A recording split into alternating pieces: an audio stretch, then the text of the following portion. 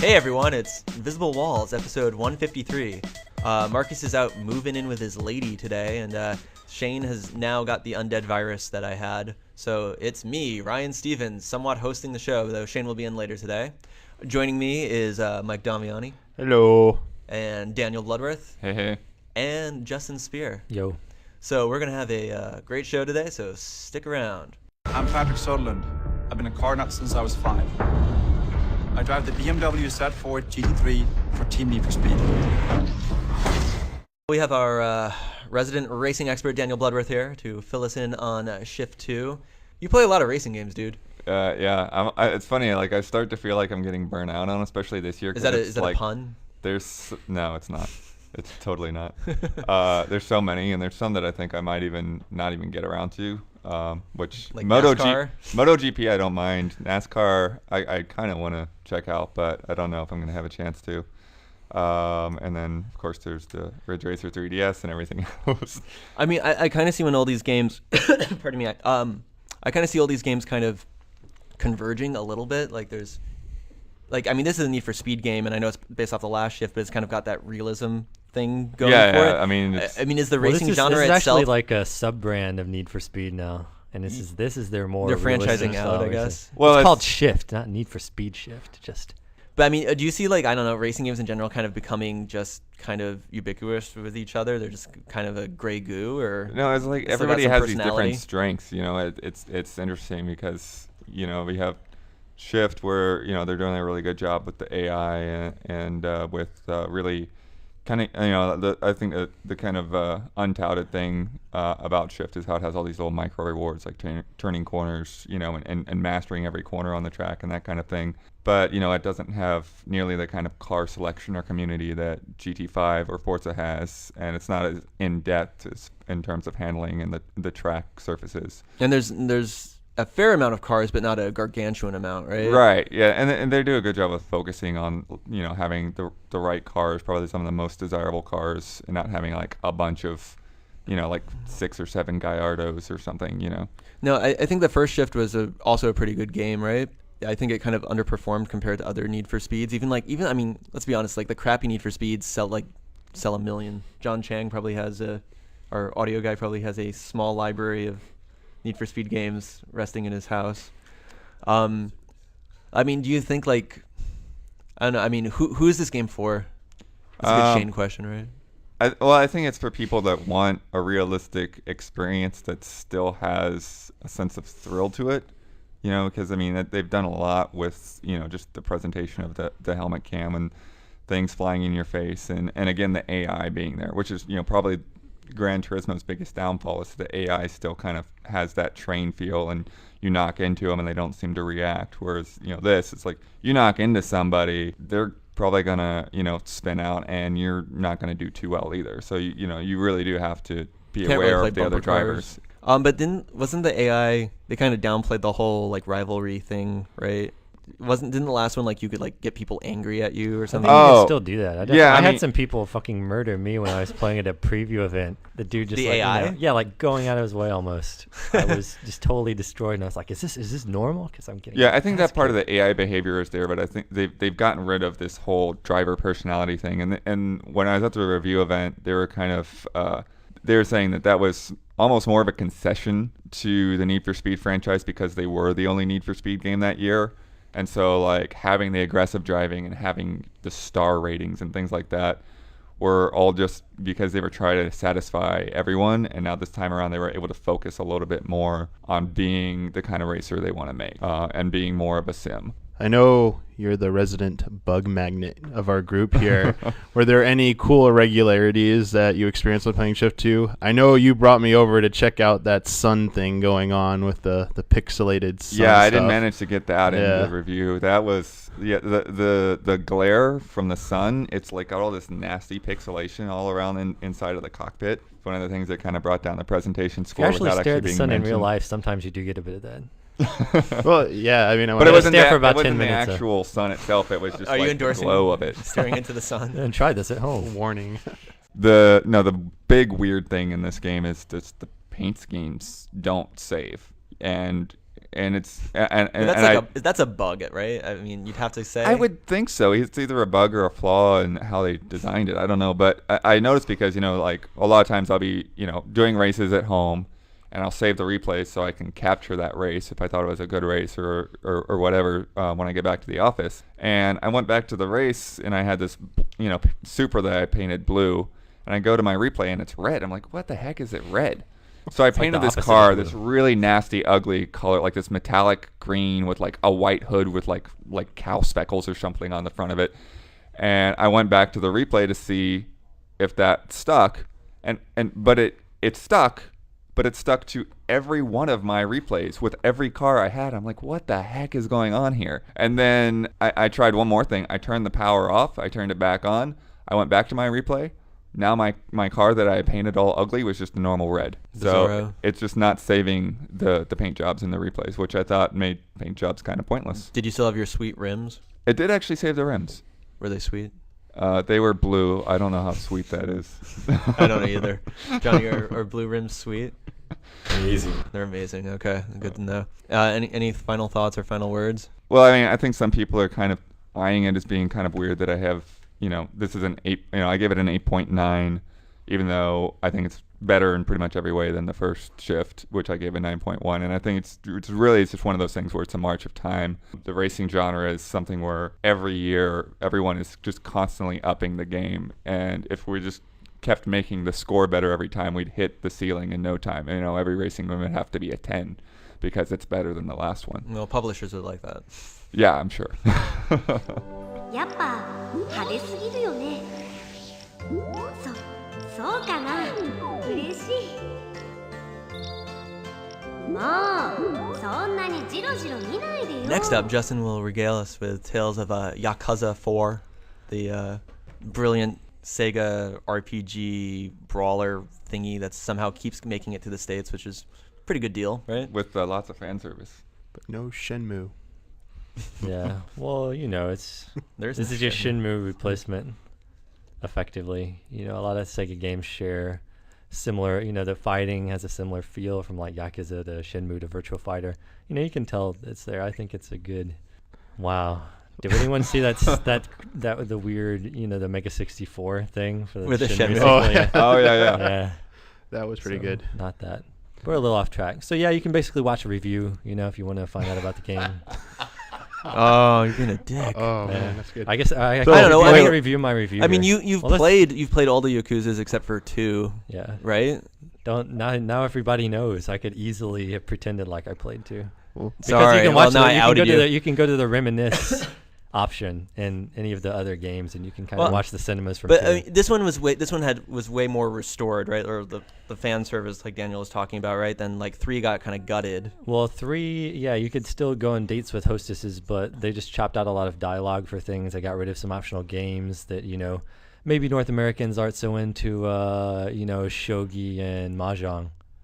Most of them, depending, definitely. I mean, but this one's supposed to be like the full featured package, right? Yeah, I mean, can you a lot of see that it's a stuff. little beefier than It is. 3? It is a really beefy and robust game. It's a kind of game that has a world that's kind of it's fleshed out enough, and there's enough there to where you can get into a few activities or like gravitate toward what you like, and even if you don't touch some of the stuff, you don't feel like, oh, I'm missing out on something in the game. It's like a big enough world to where it relieves you of the burden of seeking out content for I gotta what do they have, or do they have enough stuff in this world, is it enough to immerse me? There's a ton of stuff, and you can kind of pick and choose. I mean, I've only played the first Yakuza, but I really, really enjoyed it, and I'm happy that Sega keeps bringing them out. I'm just curious, like, I just wish it would find like more of a bigger audience. I mean, it's got a kind of the name is it doesn't really pop off at the store shelves and stuff, but I feel like more people would enjoy this game if they gave it a chance. Well, they're really cool games. If you're looking for a game that like, I want a game where I can just like play it off and on for like a month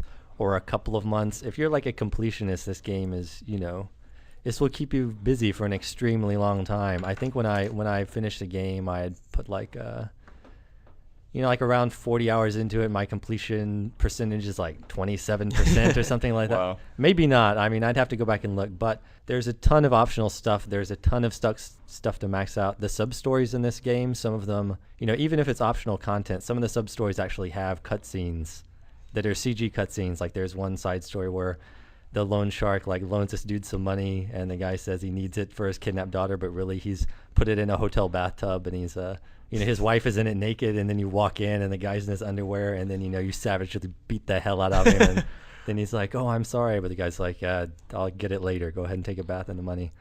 But there's a lot of stuff that you might not see that is just there. That was an optional. It's a game with a slice right shitload of stuff to do, and the combat, it's pretty fun. The heat moves, which are kind of the best thing about the combat, it's probably one of the best executed kind of quick time events, just in terms of the feedback you get and the feel of it. What about the heat moves in ping pong? Yeah, the heat moves in ping pong. You stare at boobs and then you can do a huge smash and get a point almost without fail. There's a ton of heat moves. You can learn them you can observe things in the environment. You can train with people. There's just a ton of moves. They feel awesome to pull off. There's 4 characters. Each character is, these are not minor differences to characters. Each one has a full, level up various things. You'll go through the story, play all 4 people. You probably won't max any of them out before you get to the point where everyone meets up. There's just a ton of stuff to do, and it's a great game to just chill out and play and enjoy.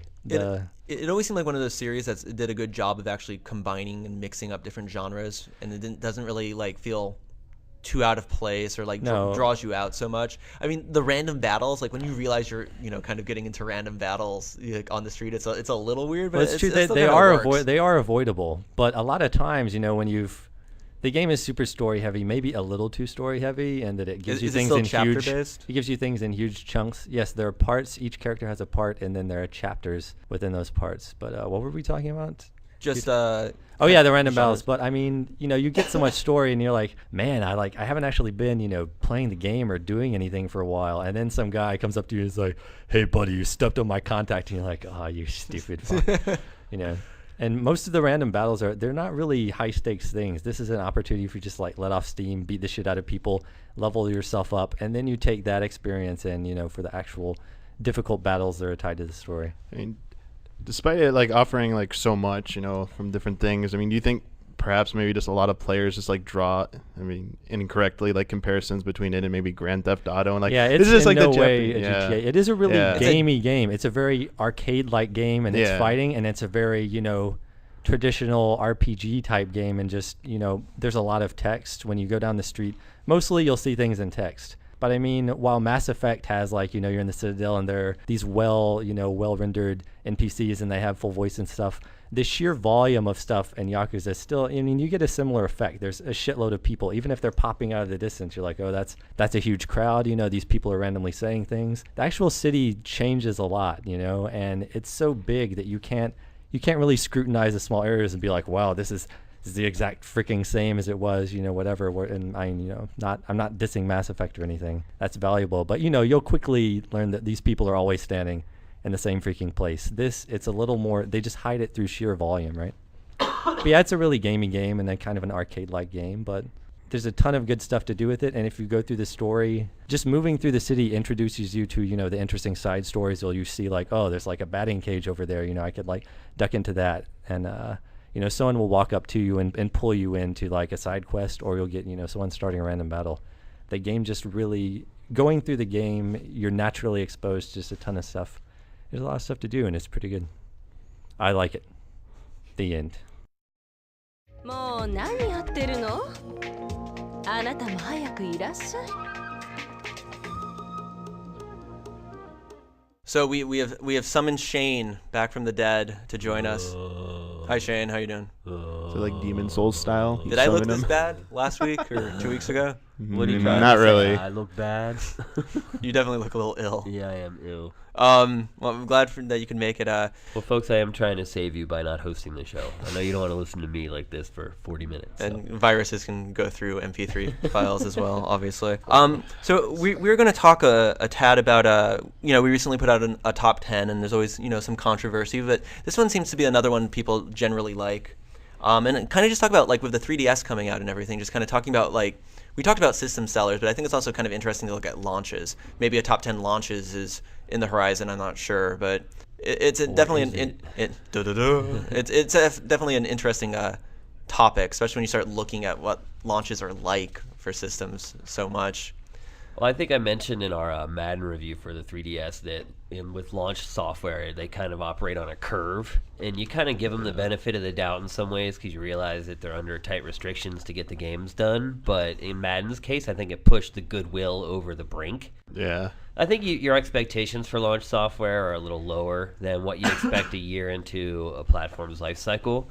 But there's no excuse for some of the 3DS software being in the shape that it was. And some of that first-party software. I mean, I'm still so surprised at Steel Diver and Pilot Wings just, like, lack of content You in could these literally games. finish either of those games in a night. And I know people are arguing that, you know, for the full unlocks, it's a huge game, but, like, getting there is fairly tedious. Like, some of that Pilot Wings stuff is fun to go through a couple times, but with that difficulty ramp-up, it's not really that much fun to unlock those platinum challenge or diamond challenges or whatever. Yeah, I mean, I felt like the first few difficulties were like too easy, and then it just immediately goes to you're gonna try this over and over and over again until you make 0 mistakes to get it. So.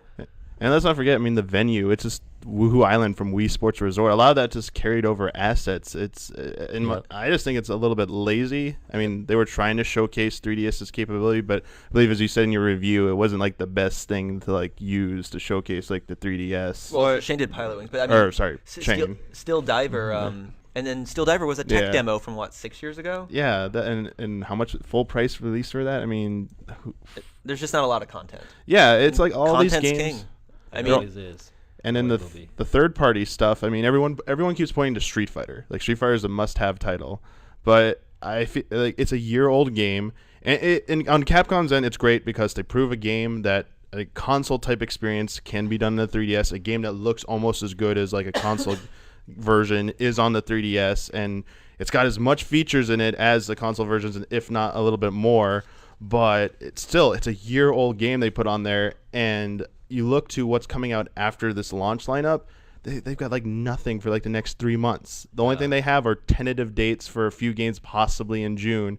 And Iwata talked about that they did not want to have this software gap. He said the Wii and the DS, like our biggest fault was right after launch. We had this gap of software. We want to avoid that again. But if you look at the known list of games coming out, they're doing it again. You're right. So I don't know what's going on here. I'm a little concerned. Anecdotally, we've seen around Los Angeles, there are units for sale all over the place. I mean, Ryan, you said you picked yours up last night at Best Buy. Yeah, there was at least maybe upwards of 20 units left. Yeah, I mean, I feel pretty stupid for pre-ordering mine now. Well, they did. Reggie had done an interview before that said, we're going to make sure we avoid the scenario we had with Wii. We're going to have units for every consumer on launch day.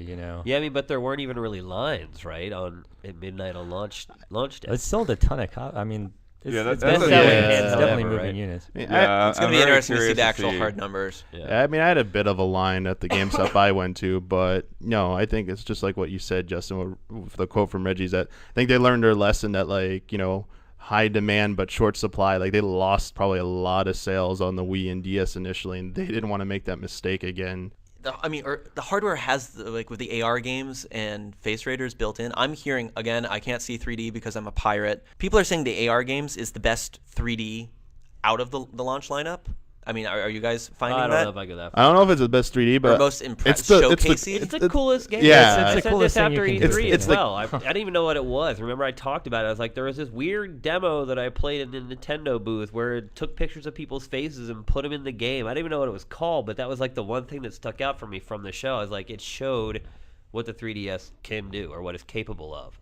But now the question kind of goes back to, like, when we were talking about the top 10 system sellers, Bloodverse, there's been some ire over what was it? Wii Sports. Sports, and which I'm like, are you living in a cave to not know how many people bought a Wii for Wii Sports? Because it's a package. That's why most right? people bought the Wii for Wii Sports. And it doesn't let's matter not if it's a package. Let's not forget Tetris is a pack-in too. Right. And now there's this kind of question, like a lot of, a system seller is a game that people buy the system to play. That's all there is to it. But to kind of relate it back to the 3DS, I mean, I've bought no software. I know, Damiani, you didn't buy anything. I haven't bought any actual games. A game, Daniel? Yeah, I bought Lego Star Wars. I mean, but we're spoiled. We have the whole library sitting here. We have access to it for free. But I do think that, it goes back to what you say. Quasi Content pack is in king. here. I think even with hardware as cool as the 3DS, we still forgot about the fact that hardware is kind of pointless unless you have software to play on it. Yeah. And while I think maybe Nintendo did flood the channels with more units than we expected, I think if they had a really good game out of the gate, we would have seen a sellout. But my question, I guess, is at this point, is AR games and Face Raiders kind of the killer I think app? that would be it's kind of the system seller. It's on your system already. It's easy. They have an option in Face Raiders. It's like, show this to friends, or like, this is the quickest way to show this game off to friends. And make them Well, I buy mean- DS. You're like, if But you show it's people not. that, I showed it. Yeah. I But showed they're it to not my killer wife. She apps. I mean, it's not marketed They're as much cool. as Wii Sports Well, the was. 3D is They're the like killer mini app. bosses Yeah, of it's- yeah, systems. exactly. The tech itself The is a tech killer is. app. You just need some way to show that off. But going back to that, like, let's look at the N64 launch in the U.S. Pilot Wings, Mario 64. That Wave is a Race. better.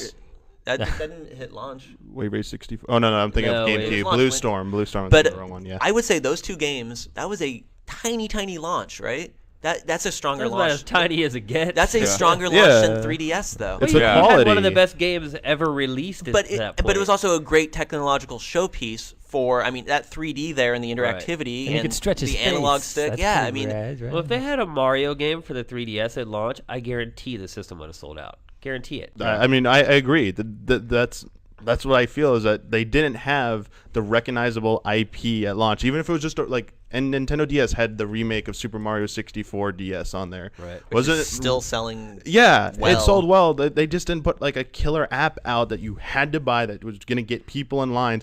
When I was waiting in the line, everyone was asking, "Oh, when does Zelda come out?" You know, they were like, "Isn't Ocarina of Time supposed to be out?" When is this game I played 10 times already? That's coming all out? they were asking about was like Zelda and apparently the Resident Evil game. Like, oh, when does the Resident Evil game come out? And I mean, no one there was really that interested in the games. Like, I just want the system. I want to see the 3D movies and the photos. They want to fiddle around with the technology. They like the game. Like, I guess I'll buy a game because I gotta have one. But I'll say this too. Now that we've had our 3DSs, I guess. 3DSi? No, that's For- going to be for- the next revision. Right? Yeah, for a couple of weeks now. I mean, I kind of regret. I just literally before I walked in here, just got my Amazon pre-order in the mail, and I didn't even open it. I'm like, what am I going to do with this now? I mean, Well, I honestly kind of regret buying Opening it now. your Christmas present beforehand, Gotta and playing with it. unlock your AR games, dude. Get Yeah, the I mean, graffiti function. I want to set it up so we can all do Street Pass around here and blah, blah, blah. But at the same time, I'm like, did I really need to spend the money on this now? And then if in 8 months they're like, oh, here's the version that has a 20-hour battery, I'm going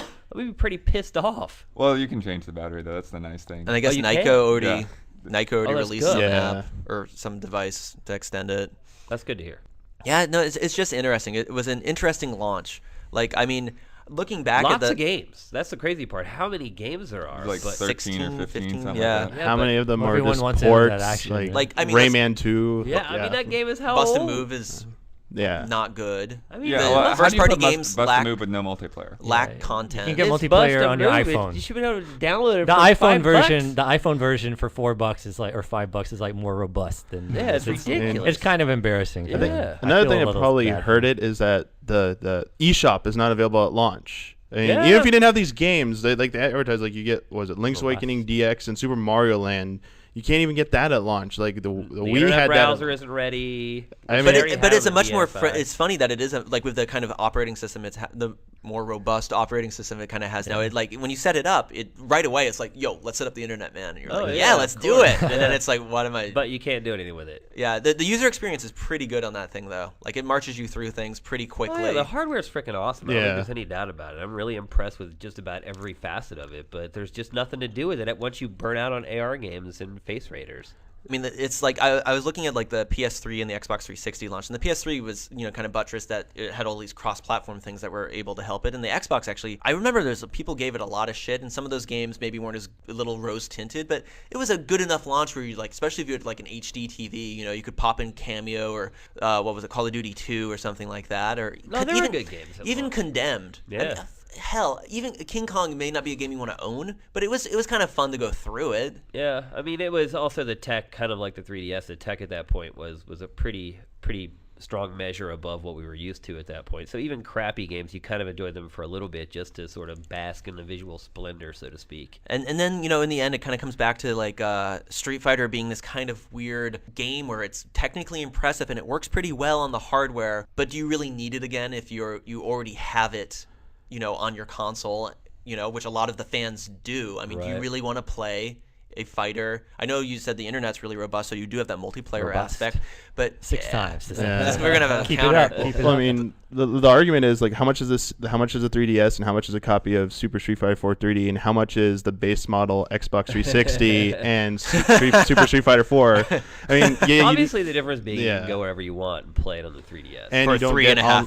Yeah. And 360 doesn't have online for free, and the PS3 is a little bit more expensive for the base model. But for in the same ballpark, you can get the console version, and that's what people who are continuously playing Street Fighter are playing. Or you can get the 3DS version, be wowed by it initially, then are you really gonna be playing it a month or two after you bought it? I mean, Yeah. I will say this about the 3DS: the metagame stuff, like the Street Pass. Like that actually has me like carrying my 3DS all over the place yeah, to it's get those cool. coins. Yeah. Like I And remember. I'm telling you, I'm gonna put this out there because I want everyone to start doing this. Make sure you're on sleep mode while you're in the car, because traffic is where we're gonna pick people up.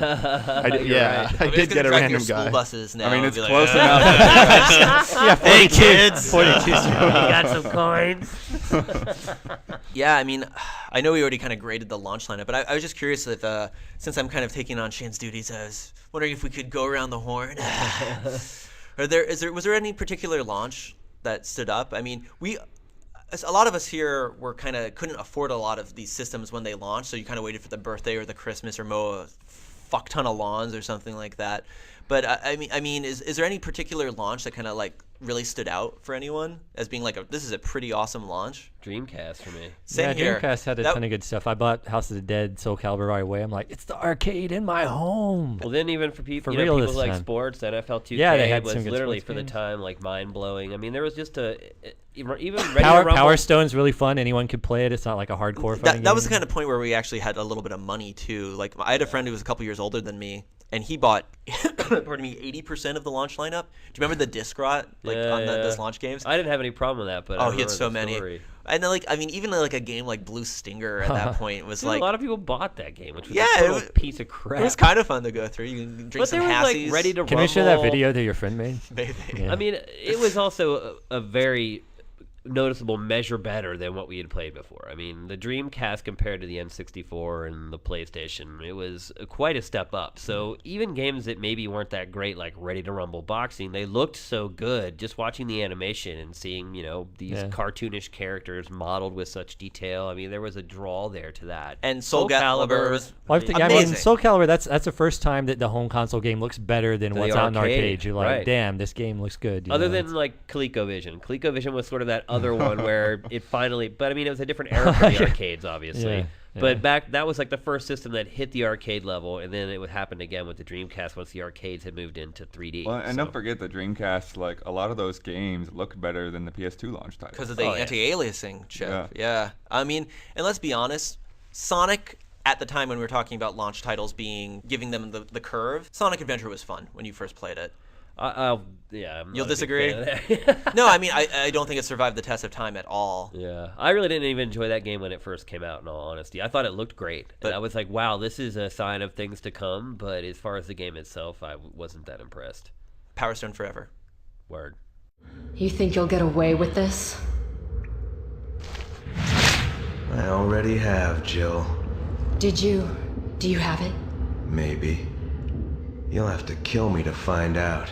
Well, there's no Resident Evil 6, but Capcom has blessed us with Resident Evil Operation Raccoon City, which is, I guess Patrick called this a couple months ago or something, that the SOCOM team will be making a cooperative shooter in the Resident Evil universe. Is there any like initial just thoughts just to that idea when you hear that? I was thinking either Outbreak or Left 4 Dead. I'm not sure which one they're going for. Outbreak being the quasi-online thing Yeah. they had before? Yeah. All I'm going to say is I'm glad it's not Resident Evil 6. I mean, I'm kind of glad that going back to Raccoon City is cool. I mean, I'm glad we're seeing zombies again. Like, I mean, it's been a while for RE. The slow, shambling masses. Is that what it's going to be? I don't know. I mean, well, who Are they knows? going to Maybe run now? Or, they'll have I the mean, Crimson Heads in or something. Yeah, I I mean- think they're going to have to keep it somewhat fast. But, I mean, from the teaser they released, it looks like it's hordes, though. It looks like there's tons of guys. Yeah, I mean, how do you deal with the canon there? If can you make the zombies fast? I mean, with the remake, they did have the running zombies in it, which didn't make too much sense because you never saw it in the original. But I mean, Cannon Schmannon. I mean, there's gonna be more than just like just the regular zombies. They said that like lickers and the hunters, like the more aggressive types of monsters from the T-virus, are gonna be present in there. So I mean, even if the zombies aren't up to like the speed you're liking, I'm sure there are gonna be quite a bit of enemies you encounter that. There'll be some tyrants, right? Yeah, I saw like I think they said trench something about coat. tyrants. What is your objective exactly, right? I mean, unlike Left 4 Dead, you're not running to a safe house. You like have a job to do, right? Yeah, I think what I heard is that, or what they're posting is that basically you're like a containment team sent in to like contain and cover up like the Raccoon City incident, which means like contain the T-virus and then like wipe it out. And in any like you apparently have authorization to kill civilians and stuff if they're like a threat. If you think they might become infected, it's basically like put a lid on this situation and cover it up. It seems a little bit. I mean, Resident Evil's always been gruesome, but like this kind of like different tone they're taking. Like you could be killing innocent people and stuff. It's definitely. If you're trying to cover something like that up, how can you leave anybody alive? Well, the nuke at the end, the cannon. In the cannon story, they nuke the city anyway. So the nuclear cannon. Yeah, but I mean, the concept's kind of cool. You're going in as like a team of 4. You're in there to like wipe everything out. It's not your traditional like Resident Evil at all, which I think some of us can agree that the series was kind of needed something different. Well, I hope that it becomes scary again. I mean, that was sort of our big gripe when we talked about RE5, is that it kind of lost the horror angle at this point. So hopefully they go back to that and it doesn't turn out to be this campy. Well, I mean, with 4-player co-op and everyone has like assault rifles, I don't know how scary it's going to get. Right. Were there any scary moments in Left 4 Dead for those of you who played it, or is it just kind of intense? I thought there were. There were some. They were the jump out the window stuff, like or you hear the music, or if like the tank runs in. There's a kind of the randomized factor of it. I mean, you're seeing the same scenarios again and again, so it's variations on a theme. I don't know if scary, but there's definitely really cool, got you like more of an action movie than a horror game. Well, I think there's moments where you see how well the zombies can navigate the environments, and that scares you. So you see them like climbing up the side of a building and up onto the roof and start running across the roof at you. I think that was the kind of fear that you got from Left 4 Dead. Or if you're the only survivor right. at one point, or some guy's hanging off a wall, you're like, how am I going to lift this guy off? Why'd you fall off? The other thing about it is like it is like it's squad based. There's 4 members. I think one of them, there's like a character. They showed the character designs for who you're going to be playing as. One of them, like the hooded character, has the ability to like optic camouflage. So there's like you can be stealth and stuff. So I guess there's going to be like jobs and loadouts and stuff like that. I wonder if zombies can smell you. Yeah, it doesn't make much sense. A lot of the people have been the initial knee-jerk reaction is like the character design's kind of like not they're like, what is this? But I mean, and then we got to look at who's actually developing this game. Yeah, the guys behind the B team of SOCOM, as I like to call them. At what point does this franchise jump the shark as well? I mean, it's 5. I think it kind of did already, right? Was there like a Game Boy Color game on like a cruise ship or something? No, there was you're thinking of maybe, I think there was, but there was Dead Aim on PlayStation. Yeah. No, isn't the cruise ship the new one on 3DS? That's Revelations. Yeah. If you don't want the or Return to the cruise ship that no one remembers. I know. I'm pretty sure they put this Resident Evil 1 remade on Game Boy Color. I thought. Yeah, I thought there was another one, but like I may be wrong. But there's a ton of spin-offs. There was a really lame aiming system with like it was like when Patrick's trying to escape the cage in WWE. It's kind of like that. You have to like line up things in the middle. I don't know. My kind of question is this game going to be really twitchy, or is it going to be kind of a slower pace? Well, it's third person, right? Yeah. So that pretty much guarantees a somewhat slower pace, I think. Yeah, I saw some it looked like kind of like fancy feet action with a guy kind of strafing around in a little mini circle. And I honestly hate to see that. I don't have a problem with moving while you're shooting. That's great, but I mean, I wish they would kind of slow it down a little bit, because honestly, Left 4 Dead to me, it's like I'm like running 45 miles an hour. It's like you're piloting some kind of fucking biomech. You're right. Yeah. But this seems like it's kind of in response. I mean, that's what I guess the fan base of Resident Evil was always crying, like, why can't I run and shoot in these games? And is this like a response by Capcom? Like, all right, you asked for it, here you go. This We're gonna make this shit robust. Maybe we asked for it. Maybe they'll teach their fans a lesson. Like, you asked for it. Be careful what you wish for. What you asked for, you just might get it. I don't know. I mean, I guess Daniel will probably be seeing it at some point. Maybe, yeah. We'll see.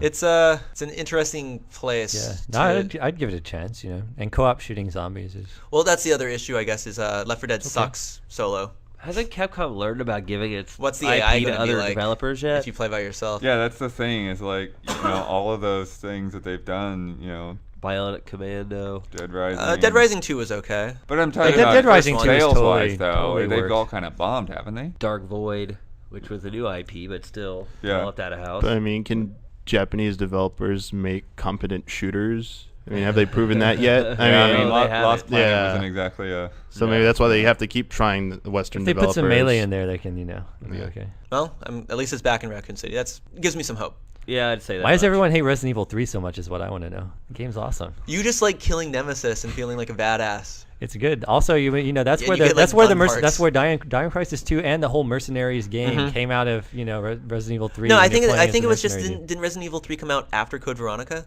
or like within the same like month or something Yeah, like I mean, that? it definitely They were didn't look as close good. together. I think it just people. It was Yeah. really easy to look at Code Veronica, and especially with the graphics and stuff, and like the story continuation, being like, this should have been Resident Evil 3, and this is like the side story. We're going back to Raccoon City. Resident Evil 2 is also really freaking awesome. Yeah, so. no, 2 is great. It's So based on what you guys, arguably the best game. so based on what you guys have seen, which of the upcoming RE titles are you most looking forward to? This. Do I have to pick one? You don't have to. You can abstain. You can pick this one, the Mercenaries, the Revelations one, the other 3DS, or RE4 coming out in HD later this year.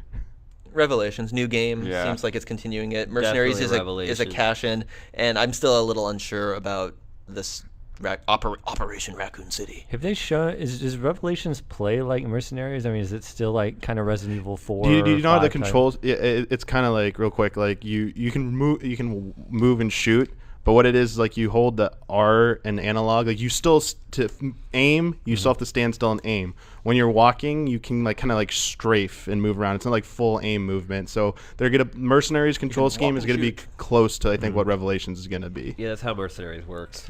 You can move and shoot at the same time.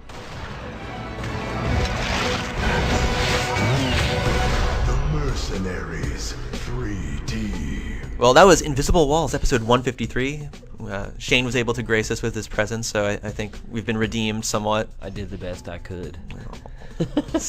We'll get you a sticker, or one of those jumping frogs, or something like that. I'll be back next week. And Marcus will be back next week as well. Don't really think there's too much in the way of housekeeping to take care of. Just hope you guys have been enjoying Reset. New articles going up every Saturday, so check them out. Leave some comments. We're giving lots of feedback too. Kind of our dialogue between you guys and us. I know we jump in the Invisible Walls comments, but here's a spot for you guys to really, pick our brains and argue with us on a more one-to-one basis. And I think with that, Invisible Walls is out and up. Fuck!